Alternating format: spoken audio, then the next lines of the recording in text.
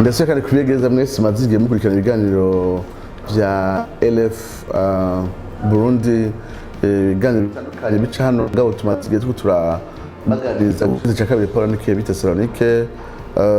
Turi mu gice cya kabiri n'icya gatatu bisangiye theme ivuga ngo modèle de vie et de ministère de Paul pour l'église de Thessalonique. Ingene Paulo yabereye akarorero haba mu kubaho haba mw'ibango ishengero rya Thessalonike. Ariko kandi Paulo kwavuga amajambo ayagabura mu bice bibiri: ingene ababera akarorero ari Thessalonike n'ingene ababera akarorero yaramaze kuva i Thessalonike. Chapitre 2 kuva kuri verset 17 à 20 naho umenga ni mirongo ifatira chapitre 2 uyisomye uragira ngo 17 ugitangura ushitangura kubona yuko aya majambo Paulo ayavuga ata yuguruye ikiganiro c'ingene yaravuye i Thessalonike, ingene abandanya agiranira imigenderanire na ino shengero. Reka dusubire kuri murongo wa 17 ingene utangura uvuga ngo ariko twebwe bene data hamwe twatandukanywa namwe igihe gito ubw'amaso.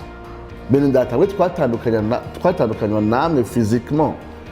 Mani majambo Paulo atangiye kuvuga ingene umutima w'abandanje ufatanya na ino shengero n'inyuma yuko amaze gutandukana nabo physiquement. Twarabibonye ko igihe avanye nabo kubera ihamwa akaja Iberoya, akava Iberoya akaja Atene, akava Atene akaja i Korinto. Uno munsi rero turakuri imirongo chapitre 2 verset 17 gushika ku murongo wa 20.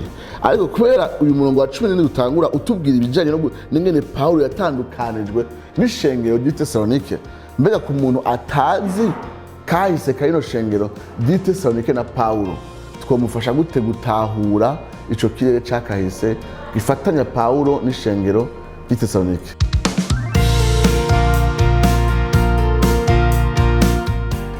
Turi kumwe rero n'umugwi uza kumufasha haba muri ico kibazo no muri bibazo uza kubaza. Reka mbere uburyo bwanje bamanze babibwire.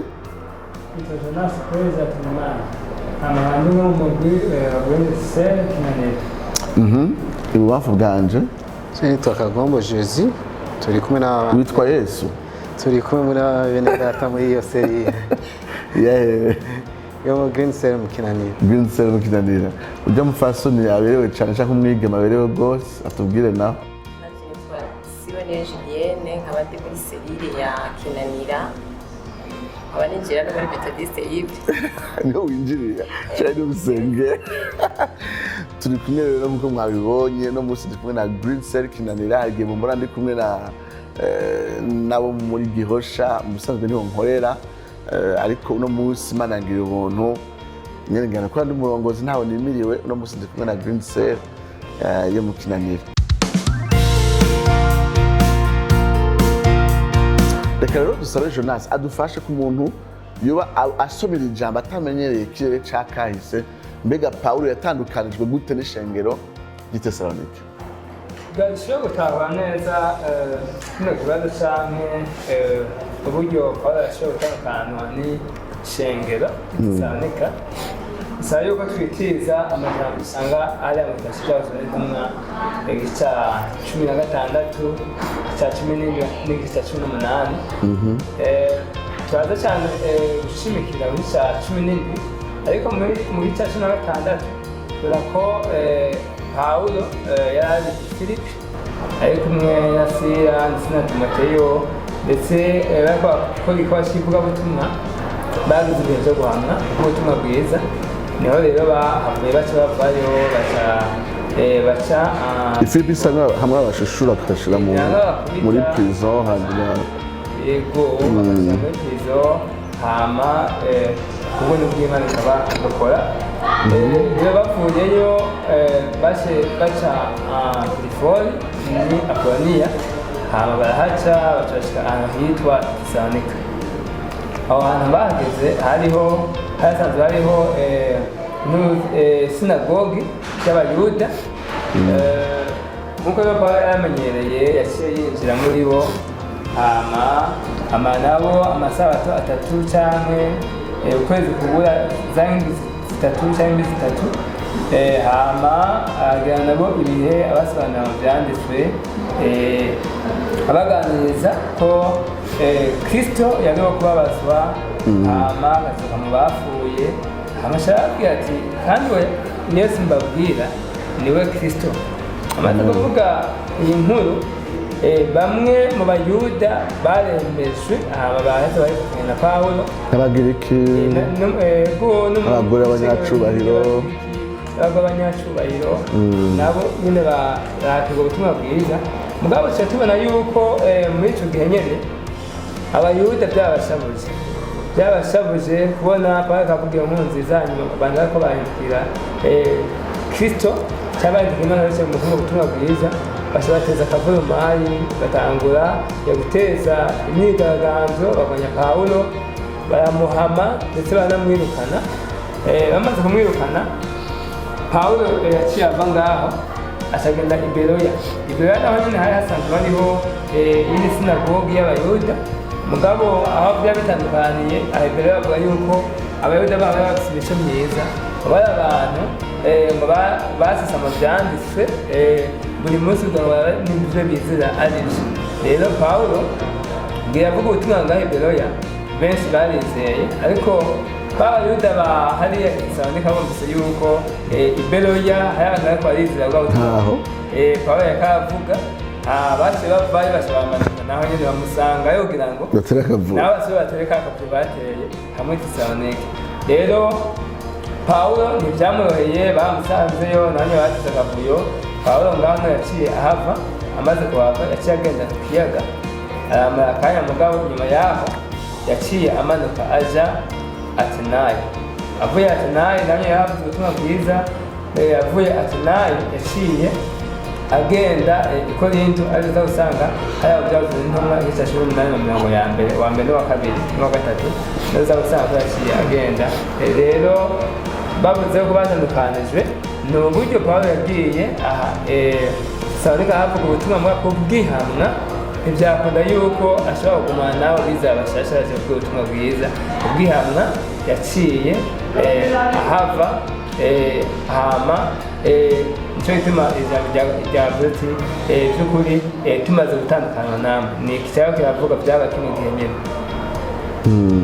Wow, amajambo ngira arafashije mu ko dukurikirana kubona igicapo gatonya gifatanya n'ubumwe bwa ino shengero ry'Itesalonike na Pawulo. Ngibutse batawe bituma mu mirongo ikurikira avuga ko yaguma ashaka gusubirayo kuja kubaraba, yaguma ashaka ngo tubafitiye inkumbu nyinshi ku mpera y'umurongo wa 17. Hanyuma kuri verset 18 avuga yuko yaguma ashaka kuja kubaraba, yaguma ashaka agende ababone imbona nkubone. Rero ncangira ikibazo nti none nimba iryo shengero ryaravutse hanyuma yamara kugenda agashobora kubyandikira ikete nk'iri, ico gihe abantu barashobora gutwara amakete, tuzi ko Pawulo yanditse amakete menshi, mbega ntivyari bihagije ko arikomeza biciye mu makete atarinze gushaka gusubirayo physiquement? Mbega uyu mutima wa Pawulo gushaka ngo asubire abonane physiquement n'ishengero ry'Itesalonike bisigura iki? Mbega hari ico bitwigisha? Yego, nkuko twagiye turabibona muri iyi mirongo, Pawulo ariko arasaba gusubirayo.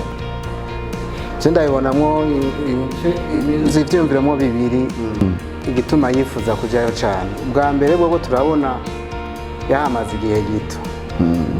Igihe gito urumva yahavuye atabishaka, ari uko hari abagomotse bakamwirukana aho hantu. Rero iyo umukozi w'Imana by'ukuri akunda abo yigishije ubutumwa bwiza, aragumana ikintu cyo kuguma yibaza ati mbe bariko bakomeza gute, biriko bigenda gute. Icyo kintu yagumya hiyumvira ingene ishengero riko rirabandanya. Ni kimwe rero cyerekana by'ukuri ko yagumye yarifise ku mutima. Ikindi naco mbona cya kabiri ni uko uburyo yavuyemwo ahamwe, urumva bariko baramwiruka naho yarari bagumye bamwiruka ko kane, bisigura yuko abo yasizeho nabo nyene bariko barabiruka. Urumva ntiyigeze atekana aho yarari. Rero yaribaza ati mbega nimba je narinze mpunga, mbega bo muri uyu muriro w'ihamwa ntibazava sasaga basubiye inyuma. iwe yabona ati ni ukuri ishengero rirashobora kugira ibibazo rero akaca akenera kumenya amakuru yaho.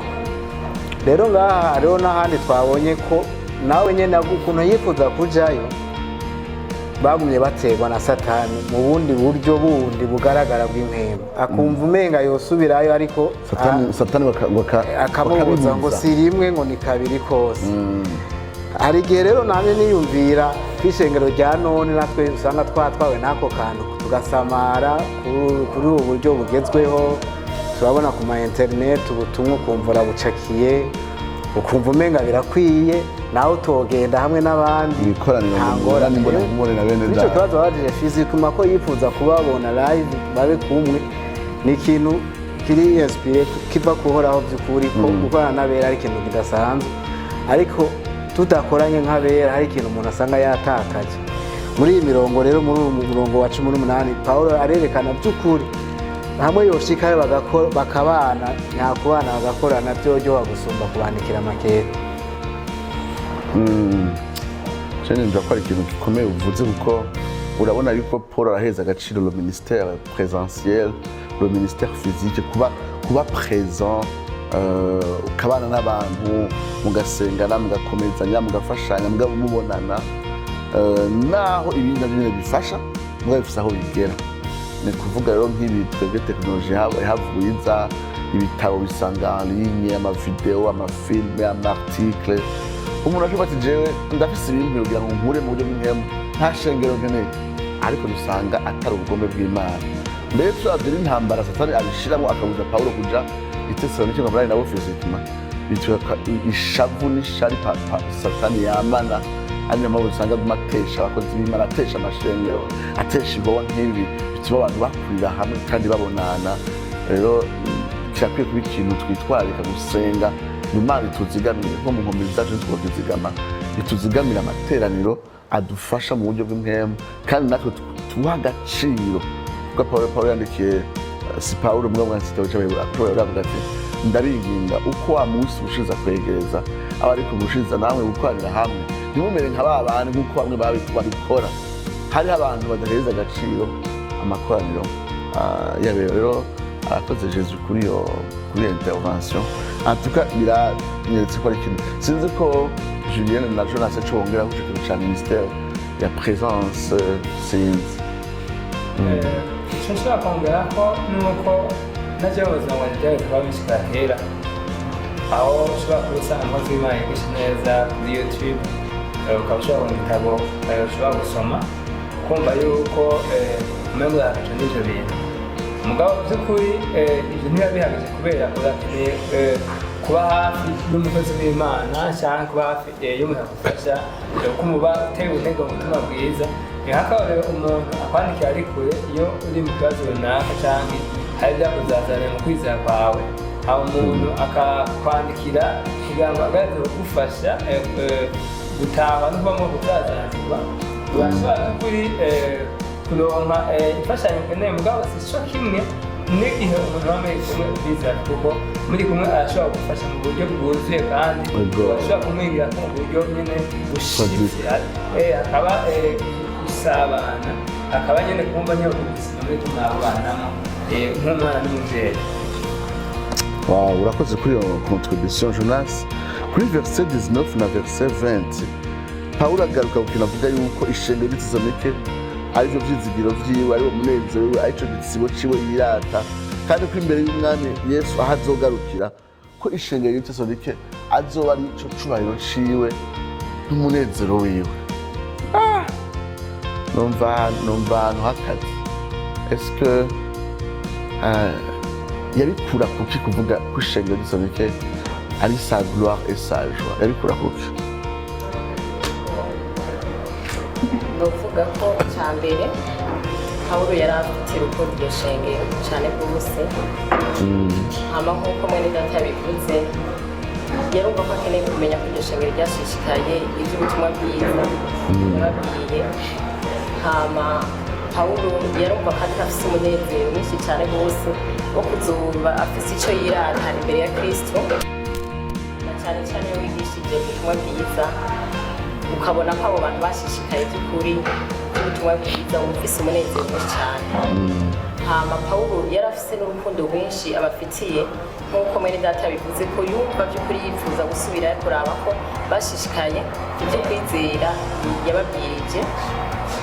Ariko twitegereje muri kino gihe cyacu cyangwa muri ibi bihe turimo, usanga kenshi abavugabutumwa benshi iyo bakora n'ibyo bikorane byinshi hirya no hino, tubona umengo barafise ivyirato bafise yuko abantu bakiriye agakiza byinshi, mugabo ugasanga ibyo vyirato bafise turavye nk'uko Pawulo we yabivuga, ugasanga umengo sivyo. Ko Pawulo we yarafise ivyirato afise yuko yababwirije ubutumwa, muga aba muri kino gihe usanga umengo barababwira ubutumwa muga bakaca bagenda ntibasubire kugaruka kuraba vy'ukuri ko abantu bashishikaye urugendo rwo kwizera. Muga Pawulo wewe arafise umutima wo gusubira kandi kugaruka kumenya neza ko bya bindi yababwiye babishishika, ko batasubiye inyuma nk'uko twabibonye mu gice ca mbere. Mu gice ca mbere aho turenganye ukuntu bakiriye ijambo ry'Imana bakaryakirana umunezero mwinshi cyane rwose, bagaheba imana z'ibigirwamana bagafata imana nyakuri. Wewe rero yarumva by'ukuri ko akeneye gusubira kumva ko bashishikaye ubutumwa bwiza, batasubiye inyuma ngo bahendwe n'ibindi, basubire mu byizero bitari byo. Jesus ikintu cy'uko avuga ati ushinga yitosoneke ni mwebwe munezero wanje, ni mwebwe cubahiro canje, ni mwebwe nzokwirata Yesu Kristo azozira. Wewe iryo jambo uryumva n'uburemere bumeze gute? Sinayikunda nkasoma n'uyu mutwe wayo n'isengero Pawulo yakunda, kuko handitse nguko Pawulo yakunda ari Tesalonike. Barumva yuko bashishikaye mu gakiza, none ikete yabandikira kwari kubabwira ati mukomeze. Yarumva yuko babandanyije, kuko ni ikintu gitandukanye ngira n'ivyo umuntu akunda kubona muri bino bihe. Nkuko yakivuze mushika yacu hano amakroaza adaba basanga barabwiye abantu bakandika ati hatuye 1000 cyangwa 5000 atanasubiri cyangwa atano kumenya inkuru z'ivyikwirikira. Ariko Pawulo we yashaka kumenya ati mbega babandanya gute, bimeze gute, akumva ati ni bamwe no kwishikiraho nkababona, numva no bugumbira, numva no ryoherwa, kandi tukazovyirata by'ukuri yuko hari igikorwa Imana gukora byadukoresheje. Je numva ko cyari ikintu nyene umukozi w'Imana, umuvyeyi apana abavyeyi pastor bino bihe, ariko umuntu yitwararika ngira intama ziwe akumva yo gushaka kuziba hafi nk'umwungere koko. Nzi ko amajambo yafashije benshi ko dukurikirana, ko atugarukana ku munezero wo kubona igikorwa caratanguye mugabo kandi kigashishikara, abantu barakijijwe mugabo bakabana bashikana na Kristo. Ibango ryaravutse mugabo kabaho umwimbu, kandi uwo mwimbu karangwa na maturité spirituelle y'abera, aho ngo twabize mu gice ca mbere ari abantu buzuye ukwizera kuzima, ivyizerwa bizima, imitima yabo yuzuye urukundo kandi biserukira mu bikorwa, kandi bafise ivyizigiro bituma baba ferme même au milieu y'ibigeragezo vyose. Iyo hagaragaye ubuzima nk'ubwo onye, Pawulo avuga ati aho nogira ico nirata imbere y'umwami, kandi avuga ati vyongera gukontribuwa kuri uko gushishikara kwanyu. Nizere ko natwe amajambo nk'aya dusubizamo intege, nimba hari umuntu uri kurakurikira, nimba ari umuntu ugerageza gufasha, nimba hari umuntu wumva Imana yagushize ku mutima, musengere, mukurikirane, simaka bari benshi, ariko uze umwirate imbere y'Uhoraho yuko by'ukuri yashishikaye akaba umuntu muzima mu Mana. Nizere ko kino kiganiro cyafashije benshi abadukurikirana, mubandanye mukurikirana rero Flock Burundi n'ayandi ma emission avuga ibitabo cya Etude wa mbere. Tuzosubira naho ubutaha.